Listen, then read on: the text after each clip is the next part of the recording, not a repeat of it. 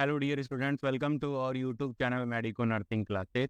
आप सबका स्वागत है Medico nursing classes online platform पे, जहां आप सबकी नर्सिंग ऑफिसर रिक्रूटमेंट एग्जामिनेशन की प्रिपरेशन को और भी नए आयाम तक पहुंचाए जाने की पूरी कोशिश की जा रही है। मेडिको नर्सिंग क्लासेज ने एक बहुत ही अच्छा वेल डिजाइन क्रैश कोर्स आप लोगों के लिए अभी लाइव कर रखा है, जो कि आपके अपकमिंग नर्सिंग ऑफिसर रिक्रूटमेंट, जो कि 7 जुलाई को जो ESIC nursing officer recruitment exam है, साथ ही साथ नेक्स्ट जो सितंबर आ रहा है, अपकमिंग जो सितंबर है, उसके अंदर आपका नोट सेट 7 है। तो उसकी प्रिपरेशन को और भी अच्छा बनाने के लिए ये क्रैश कोर्स है आपके लिए बहुत ही फायदेमंद साबित हो रहा है।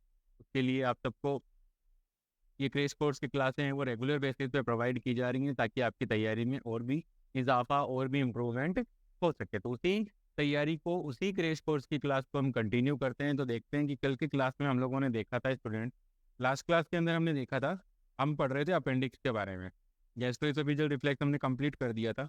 उसके बाद हमने पढ़ाई करी थी अपेंडिक्स के बारे में। तो अपेंडिक्स के बारे में स्टूडेंट मैंने कल बता दिया था आप लोगों को कि अपेंडिक्स है वो क्या है। अपेंडिक्स के अंदर क्या हो रहा है स्टूडेंट, अपेंडिक्स के अंदर इन्फ्लेमेशन हो रहा था अपेंडिक्स का, और अपेंडिक्स से इन्फ्लेमेशन हो रहा था वो किसी भी रीजन पॉजिटिव ऑर्गेनिज्म के बारे में मैंने बता दिया था, पॉजिटिव जो ईटियोलॉजिकल फैक्टर थे उसके बारे में मैंने आपको कल बताया था। साथ ही साथ नेक्स्ट है कि अब अपेंडिक्स मान लीजिए अगर आप इसका ट्रीटमेंट नहीं करते हो, टाइमली इसकी सर्जरी या इसका कंजर्वेटिव मैनेजमेंट नहीं लिया जाता है, तो ये क्या हो सकते हैं, इट में रप्चर, ये क्या हो सकती है, रप्चर भी हो सकती है। और रप्चर होने के बाद जैसे ही अपेंडिक्स रप्चर हो जाती है, तो जो भी अपेंडिक्स के अंदर जो भी इन्फेक्टेड मटेरियल था वो पूरी पेरिटोनियल केविटी के अंदर, इनफैक्ट एब्डोमिनल केविटी के अंदर स्प्रेड हो जाता है। जो एब्डोमिनल ऑर्गन्स होते हैं, जैसे कि इंटेस्टाइन है, लीवर है, गॉल ब्लेडर है, स्प्लीन है, आपका पेनक्रियाज है, ठीक है, उन सारे ऑर्गन्स को वो क्या कर देता है स्टूडेंट, अफेक्टेड, इन्फेक्ट कर देता है। ठीक है, तो इट में कोज स्टेप्स सेप्टिस भी कॉज कर सकता है। साथ ही साथ क्या कर सकता है, पेरिटोनाइटिस। पेरिटोनाइटिस का मतलब inflammation of peritoneal cavity, sorry, inflammation of peritoneum, inflammation of peritoneum. और ये पेरिटोनियम का क्या कर देता है, कॉज इन्फ्लामेशन कॉज कर देता है। उसके बाद हमने असेसमेंट फाइंडिंग पढ़ी थी। तो इंपॉर्टेंट तो ये की था कि pain in right iliac fossa की, राइट इलियक फोसा के अंदर अगर पेशेंट को पेन फील हो रहा है, तो it may be suggestive for appendicitis. It may be suggestive, it may be, हो सकता है कि पेशेंट को क्या हो सकता है, अपेंडिसाइटिस हो सकता है। जरूरी नहीं है, कंफर्मेटिव नहीं है, बट एक आइडिया, एक अनुमान लगाया जा सकता है कि हमारे पेशेंट को, जो हमारे पास राइट इलियक फोसा के अंदर पेट की कंप्लेन लेकर के आए, उसको अपेंडिक्स भी हो सकता है। तो उसके बाद हम लोगों ने पढ़े थे इंपॉर्टेंट साइन के बारे में पढ़ा था। तो हमने ये देखा था रीबाउंड टेंडरनेस, कि राइट इलियक फोसा के अंदर आप जैसे ही मैकबर्निस पॉइंट के ऊपर पाल्पेशन करोगे तो आपको रिबाउंड टेंडरनेस मिलेगी। प्रोवेंसिंग साइन के अंदर मैंने बताया था कि अगर एग्जामिनर लेफ्ट साइड से पालपेट करके कंप्रेस करता है एब्डोमेन को कंप्रेस करेगा, तो क्या होगा, यहाँ के जो पर्टिकुलर ऑर्गन्स है वो इस साइड में शिफ्ट होते हैं, और इस साइड में जैसे ही वो शिफ्ट होंगे तो वो जो इन्फ्लाम अपेंडिक्स है उसको भी कंप्रेस करेंगे, जिसकी वजह से वहां पर आपको क्या देखने को मिलेगा स्टूडेंट्स, पेन देखने को मिलता है।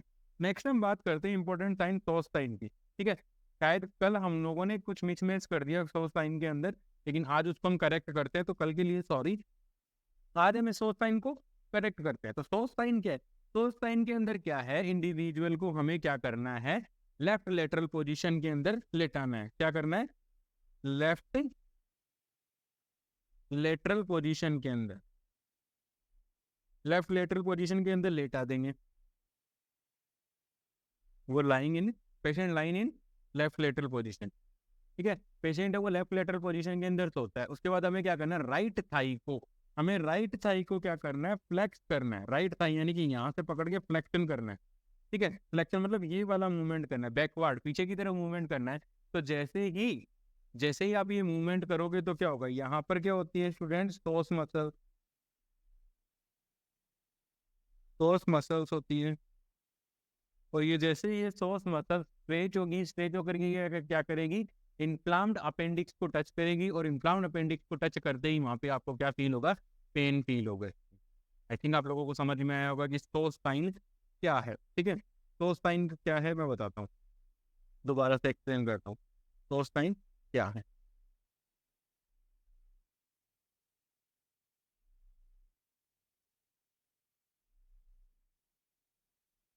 सोल्स्टाइन की अगर हम बात करते हैं स्टूडेंट, तो सोल्स्टाइन की अगर हम बात करें तो सोल्स्टाइन के अंदर क्या हो रहा है स्टूडेंट, सोल्स्टाइन के अंदर पेशेंट को एग्जाम जब हम असेसमेंट सोच साइन भी किया असेसमेंट का तरीका है। हम इस असेसमेंट में क्या करेंगे, हम इस असेसमेंट के अंदर क्या करेंगे, patient lie on patient lying in left patient lying left lateral position, patient को लेफ्ट लेटरल पोजीशन के अंदर लाई कर रहा है, लेटा दिया हमने पेशेंट को लेफ्ट लेटरल पोजीशन के अंदर। लेफ्ट लेटरल पोजीशन के अंदर लेटाने के बाद हम क्या करेंगे, हम पेशेंट को फ्लेक्स करेंगे राइट थाई को, right flexion of the right thigh, start flexion sorry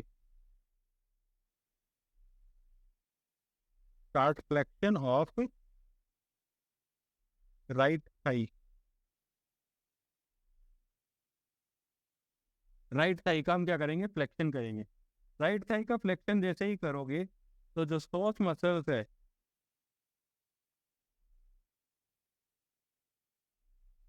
सोच muscle of right side, right side की जो सोच मसल है वो क्या करती है, स्ट्रेच होती है।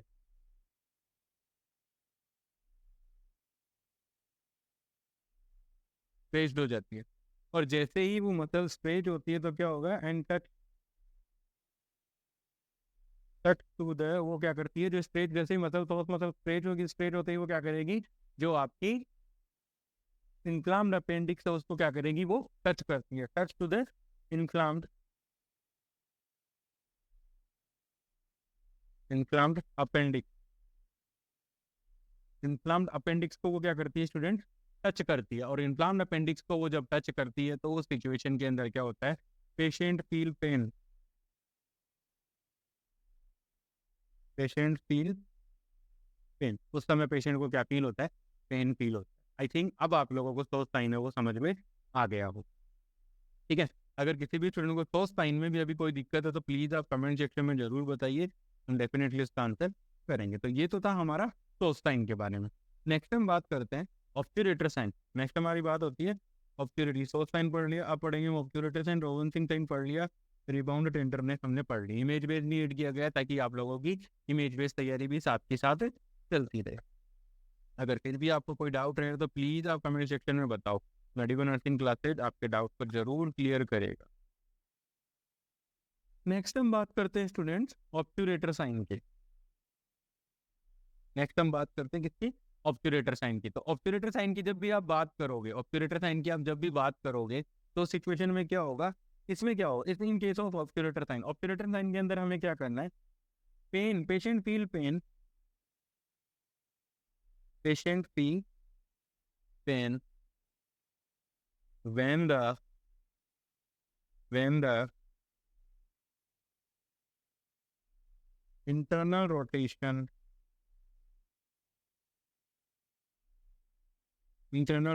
of the hip joint, internal rotation of the hip joint with the right knee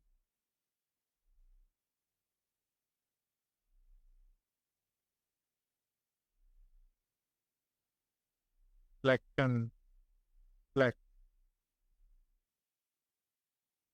तो इसमें क्या होता है, नॉर्मली इसमें हम ये बात कर सकते हैं कि ऑब्स्क्यूरेटर साइन क्या है। तो ऑब्स्क्यूरेटर साइन के अंदर क्या होता है, हम क्या करेंगे, पेशेंट के नी को, राइट साइड की नी को हम क्या करेंगे, राइट साइड के पेशेंट के राइट साइड की नी को हम क्या कर रहे हैं, फ्लैक्स करेंगे, राइट साइड की नी को फ्लैक्स करेंगे, और उसके बाद हम क्या करेंगे, उसके जो हिप जॉइंट है उसको हमें क्या करना है, एक्सटर्नली तो इंटरनली हमें क्या करना है, रोटेट करना है।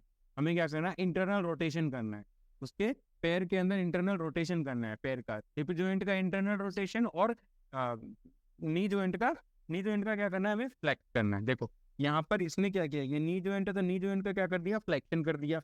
और ये यहाँ पर हिप जॉइंट है तो हिप जॉइंट को ये देखो तीर के निशान से बता रहे हैं यहाँ पे कि इसको हम इंटरनली, इंटरनली हमें क्या करना है, इसको रोटेट कर रहे हैं। तो यही एक एग्जामिन का तरीका है ऑब्स्क्यूरेटर साइन का। जैसा ही आप ऐसे करोगे तो पेशेंट को राइट साइड के अंदर क्या फील होगा, राइट इलियक फोसा के पास क्या होगा, पेन फील होगा। ठीक है, और ये नॉर्मली आपको मिलेगा when the appendix is, when the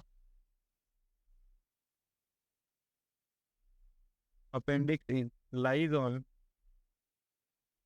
on pelvic cavity,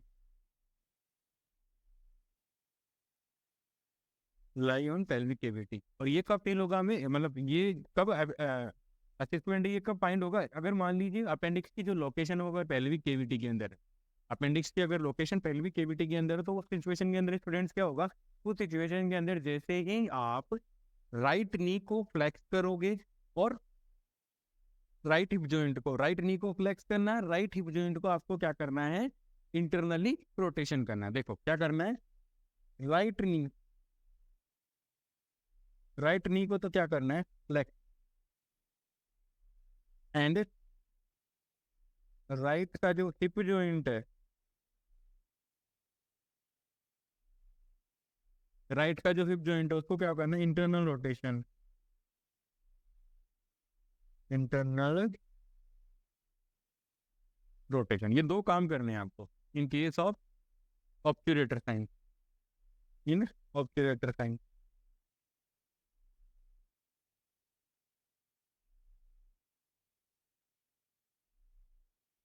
obturator sign के केस के अंदर हमें क्या करने हैं, राइट नी को तो फ्लेक्स करना है और राइट हिप जॉइंट को हमें क्या करना है, इंटरनल रोटेशन करना है। तो इस कंडीशन के अंदर पेशेंट को क्या होता है, पेन फील होता है लोअर एब्डोमेन के अंदर, pain in lower abdomen, pain in lower abdomen. और ये साइन आपको कब पॉजिटिव मिलेगा, जब अपेंडिक्स है वो कहाँ प्रेजेंट हो, जब appendix situated on pelvic cavity, appendix present in pelvic cavity, appendix present in pelvic cavity.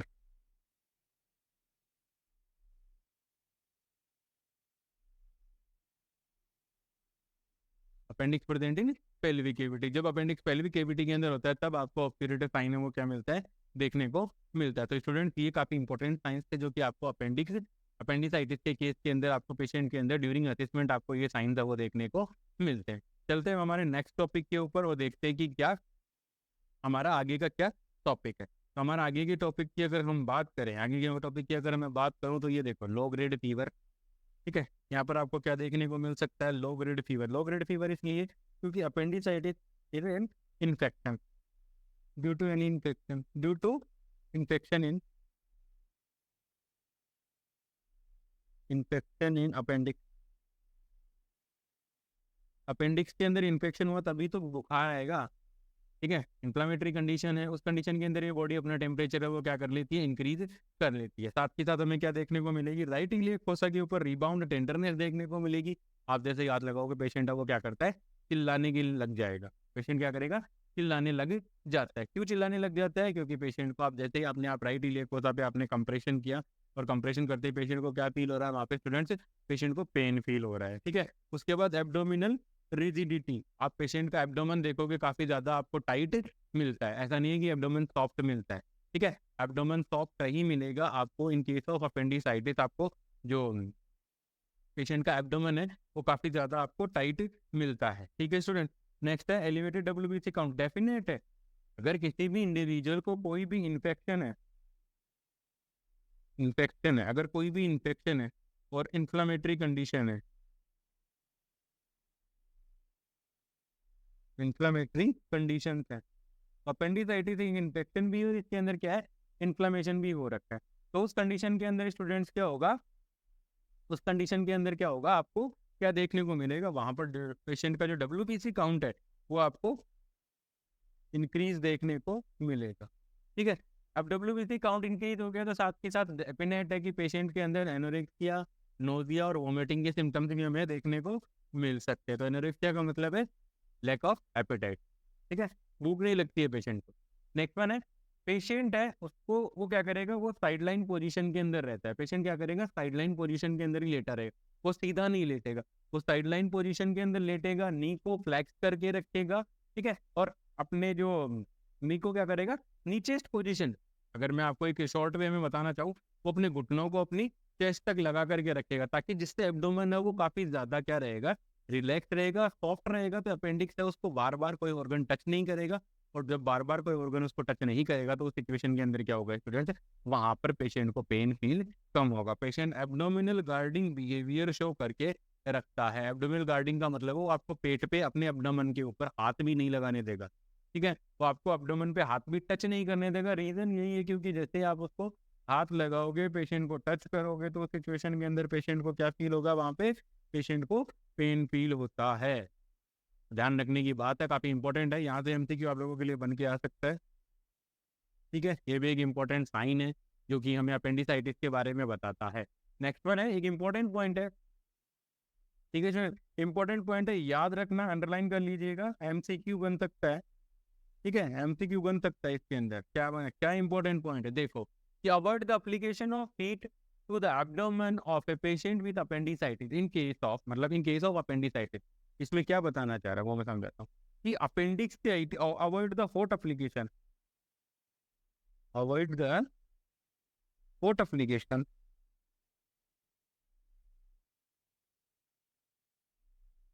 avoid the hot application in appendicitis। कब, in appendicitis,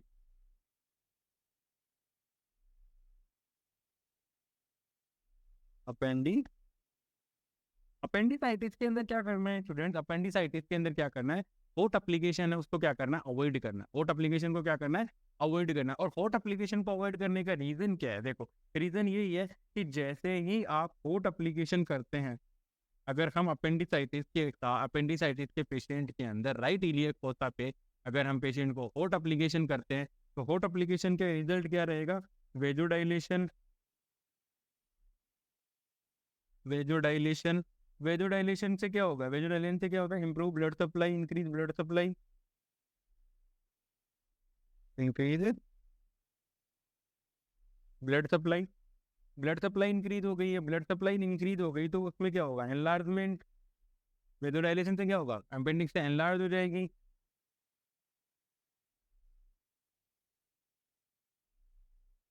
एनलार्जमेंट होगा अपेंडिक्स के अंदर। अब जब अपेंडिक्स एनलार्ज हो गई, कब हुई, फोर्ट एप्लीकेशन के साथ, and appendix is already enlarge, ठीक है, यहाँ पे क्या होगा, एनलार्जमेंट हो रहा है, साथ के साथ अपेंडिसाइटिस भी पेशेंट को हो ही रखा है, क्या हो रखा है पेशेंट को, अपेंडिसाइटिस, पेशेंट को अपेंडिसाइटिस हो रखा है। और अपेंडिसाइटिस के अंदर क्या हो रखा है, inflammation, inflammation of appendix, appendix पे इन्फ्लामेशन हो रखा है, already enlargement in appendix, enlargement and oedema of appendix, और ये सब हो ही रखा है, साथ के साथ आपने क्या कर दिया, हॉट एप्लीकेशन पेशेंट को और दे दिया। अब आपने क्या कर दिया, पेशेंट को हॉट एप्लीकेशन है वो भी दे ही दिया है।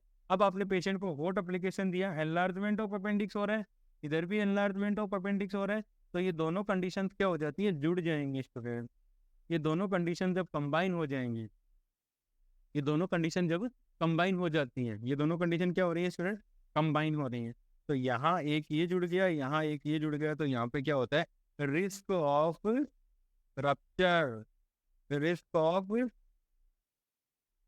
रप्चर ऑफ अपेंडिक्स,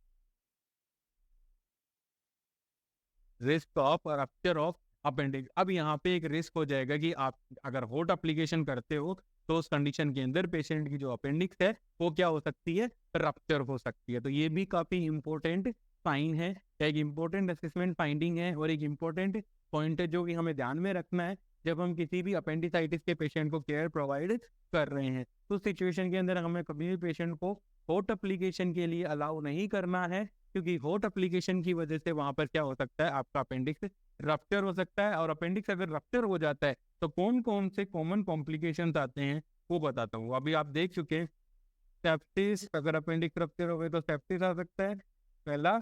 दूसरा क्या आ सकता है, दूसरा आ सकता है पेरिटोनाइटिस, पेरिटोनाइटिस, ठीक है स्टूडेंट, ठीक गए, याद आ रहा है, ये हमने कॉम्प्लिकेशन के अंदर भी देख लिया था कि अगर ये क्या क्या हो सकता है। तो कॉम्प्लिकेशन क्या क्या हो सकते हैं, एक तो सेप्टिस हो सकता है और एक हो सकता है आपका पेरिटोनाइटिस को, क्योंकि अपेंडिक्स रप्चर होते ही जो भी उसके अंदर इन्फेक्टेड मटेरियल पूरी एब्डोमिनल कैविटी में स्प्रेड होगा, साथ के साथ पेरिटोनियम कैविटी को भी वो इन्फेक्ट कर देता। तो पेरिटोनियम लेयर को जैसे इन्फेक्ट करेगा तो वहाँ पे पेरिटोनाइटिस कोज हो जाता है, और एब्डोमिनल कैविटी को अगर इन्फेक्ट करता है कंप्लीटली तो वहाँ पे सेप्सिस कंडीशन है वो अराइज हो जाती है। तो इसी वजह से हमें क्या नहीं करना है, पेशेंट के अंदर फोर्ट अप्लीकेशन है वो नहीं करना है। पेशेंट को कभी भी फोर्ट अप्लीकेशन के लिए अलाउ नहीं करना है। आई होप आप लोगों को समझ में आया हो। अगर किसी भी स्टूडेंट को फिर भी कोई डाउट रह गया हो तो प्लीज़ आप मुझसे कमेंट सेक्शन में ज़रूर बताइए, मैं डेफिनेटली उसका आंसर करूँगा।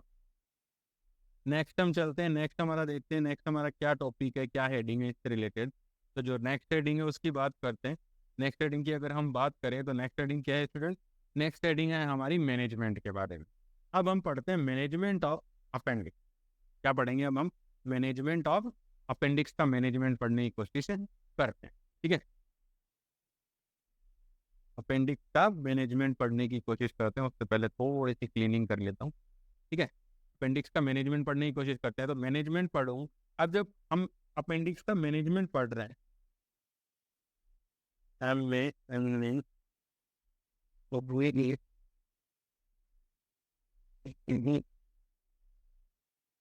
मैनेजमेंट ऑफ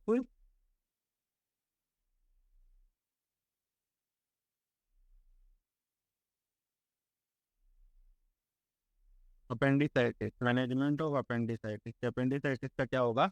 मैनेजमेंट पढ़ना है, मैनेजमेंट ऑफ अपेंडिसाइटिस। अब मैनेजमेंट ऑफ अपेंडिसाइटिस के अंदर है, देखो अपेंडिक्स को मैनेज करने का एक तो कंजर्वेटिव मेथड होता है।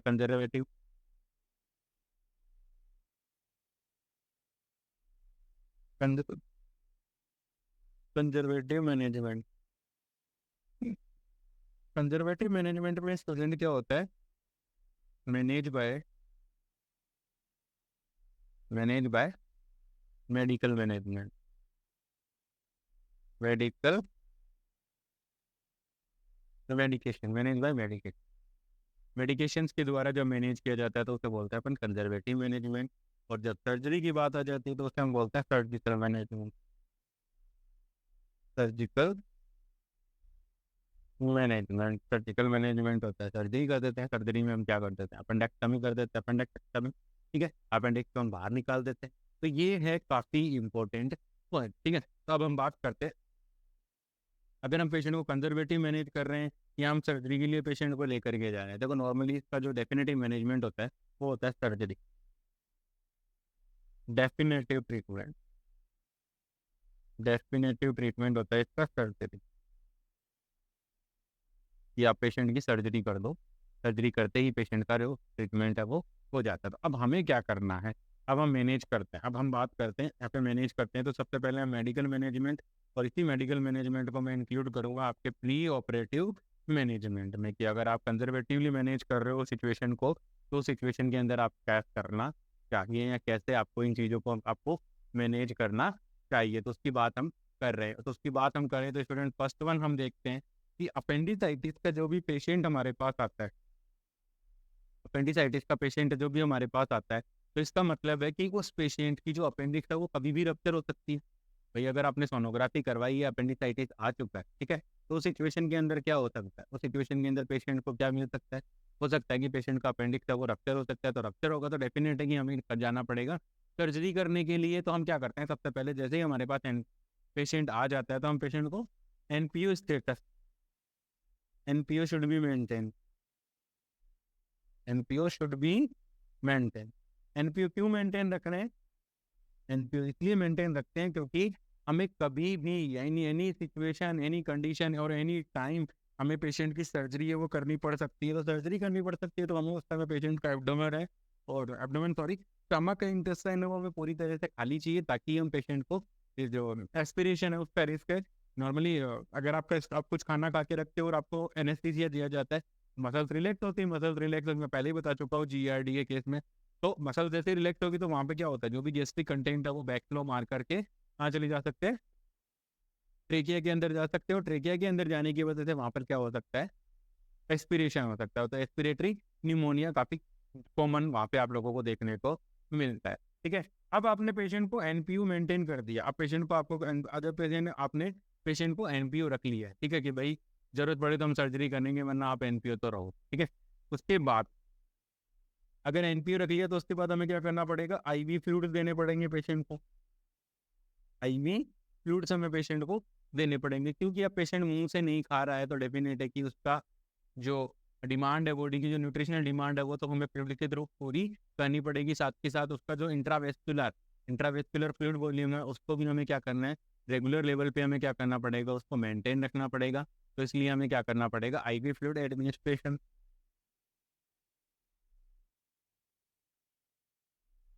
आईवी फ्लूइड एडमिनिस्ट्रेशन कॉमन होती है आपकी NF, RL, D5 और DNS, ये मोस्ट कॉमनली एडमिनिस्टर्ड की जाती है, ठीक है। नेक्स्ट मैनेजमेंट की अगर हम बात करें स्टूडेंट, तो हम क्या करना है, हमें असिस्ट द रेगुलर इंटरवल पे हमें क्या करना पड़ेगा, पेशेंट का पेन लेवल है वो असिस्ट करना पड़ेगा। Assessment of pain, assessment of pain है वो हमें एक रेगुलर इंटरवल पे, हमें पेशेंट का पेन है वो क्या करना पड़ेगा, रेगुलर इंटरवल पे हमें क्या करना पड़ेगा, असिस्ट करना पड़ेगा। तो उसके लिए हम क्या यूज कर सकते हैं, न्यूमेरिकल पेन स्केल और फेशियल, जो सबसे कॉमन है, फेशियल पेन स्केल, ठीक है, और रेटिंग स्केल। इन सारे स्केल्स का हम यूज करके पेशेंट के पेन को हम क्या कर सकते हैं, असिस्ट कर सकते हैं। स्टूडेंट, अभी जो ये मैंने जो न्यूमेरिकल है, जो फेशियल पेन है, जो रेटिंग स्केल है, यहाँ पे आप लोगों के लिए MCQ बन सकता है कि जब हम अपेंडिक्स का पेशेंट है, जब हमारे पास अपेंडिक्स का पेशेंट आए, तो उस कंडीशन के अंदर हमें पेशेंट का पेन असिस्ट करने के लिए हमें कौन कौन से मेथड होते हैं। तो हम न्यूमेरिकल पेन स्केल यूज कर सकते हैं। हम पेशेंट को जाके बोलेंगे कि भैया आपको दर्द हो रहा है, आप ये बताओ कि अगर 1 से 10 तक की रेंज में आप पेन को मेजर करें तो आपको कितने नंबर का पेन हो रहा है। तो ये फेशियल पेन स्केल में आप खुद देख के, आप पेशेंट का खुद जो फेशियल एक्सप्रेशंस हैं, पेशेंट के खुद के फेशियल एक्सप्रेशंस हैं, उनको देख करके आप बता सकते हो कि पेशेंट को कितना पेन हो रहा है। रेटिंग स्केल में पेशेंट को बोलते हैं कि आप अपने हिसाब से पेन को रेट करके बताओ। तो ये काफ़ी इंपॉर्टेंट स्केल है। ये आपको अगर डिटेल के साथ पढ़ना है तो प्लीज़ आप medico nursing classes YouTube channel पे पेन मैनेजमेंट के बारे में एक क्लास है पूरी, वो क्लास आप अटेंड कर लीजिए। अगर वहाँ भी और यहाँ अगर आपको कोई डाउट है इस क्लास से रिलेटेड, तो प्लीज़ आप मुझे कमेंट सेक्शन में जरूर बताइए, मैं डेफिनेटली इसका आंसर कर। आई होप आज की क्लास आप लोगों को समझ में आई होगी। आज की क्लास हो इतना ही। मेरे द्वारा प्रोवाइड की जा रही क्रैश कोर्स की क्लासें आप सभी की नर्सिंग ऑफिसर रिक्रूटमेंट एग्जामिनेशन की प्रिपरेशन में आपकी हेल्प कर रही होंगी। Please do consider like, share and subscribe. Thank you.